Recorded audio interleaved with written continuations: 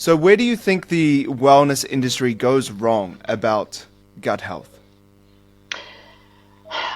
I think there's two things I was thinking about with this. One is either oversimplification, where common messages are like just oh, I have a gut issue. Okay, go buy a probiotic, or just go have some sauerkraut, like you were saying earlier, right? Like, I think that's oversimplified, and honestly, with our microbiome, with gut health, there is so much we still don't know about our microbiome, both, not just in the gut, but we have a microbiome in our oral microbiome, stomach microbiome, vaginal microbiome. Like there's a lot. So either oversimplification or overcomplication. I think there needs to be a balance in there. So gut dysfunction, right? What does that involve? A lot of people just think either constipation or diarrhea. Like they just go immediately to the toilet talk. But it's so much more. There's the microbiome. So for people that don't know, the microbiome is the good bacteria versus bad bacteria within your gut. It's responsible for many, many different things within our whole bodily system. But to keep it simple, if there is bacterial overgrowth, that can be that can cause gut dysfunction. So things like E. coli, C. diff, um, different yeast, different parasites, things like that can cause that dysfunction. And I use a functional gut test, like at home stool test, and I'll give an example why. My husband, who has ulcerative colitis, when he was in a massive flare up, he was down to like 120 pounds. He was, we were scared we were going to lose him. He went to his GI doctor. They do a stool test, right? Everything's fine, no issues. Now, at that time, I wasn't trained in this gut test stuff, so we hired another practitioner that I learned about and trusted. He did the gut test. He found everything in this. He found high levels of C. diff, candida, um, I think even E. coli. There was so many red flags in there that the conventional one could not pick up. So we did all the treatment properly. That's another time like where supplementation is very, very important, very helpful, along with proper nutrition and diet. And now he's the highest weight he's ever been, which is a good thing for him. But so bacterial overgrowth, those kind of things. Now it's not only the microbiome. Gut issues can be low stomach acid.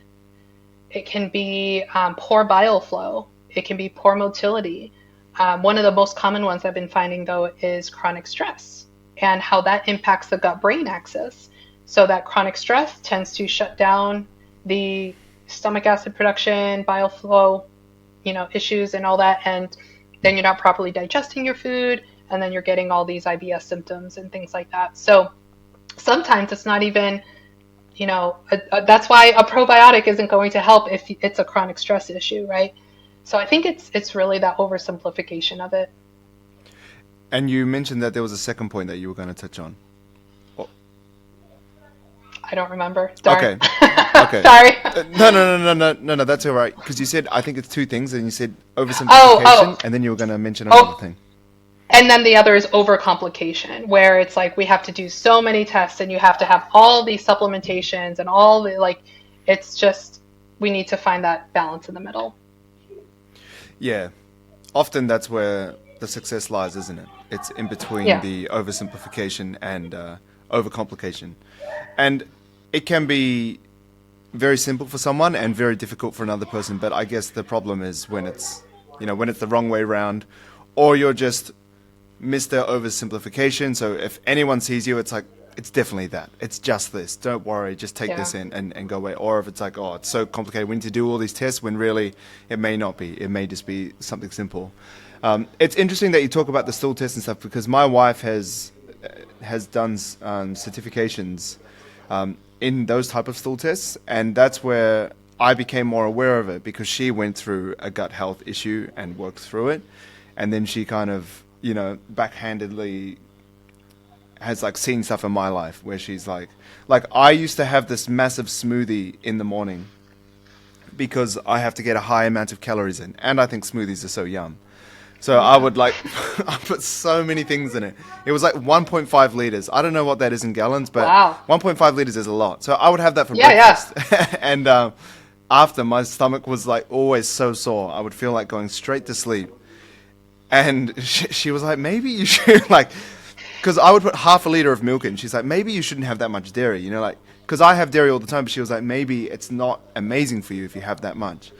But I would also put in like avocado, mango, an egg, banana. I'd put in oats. I'd put in like berries, and like the fiber content was Wow. just massive, and the calorie content was huge.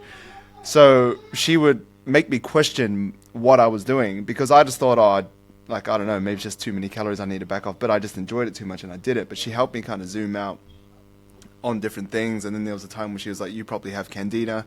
You need to do this and you need to do that. Which, once again, calories and macros don't acknowledge. Like, you just think, oh,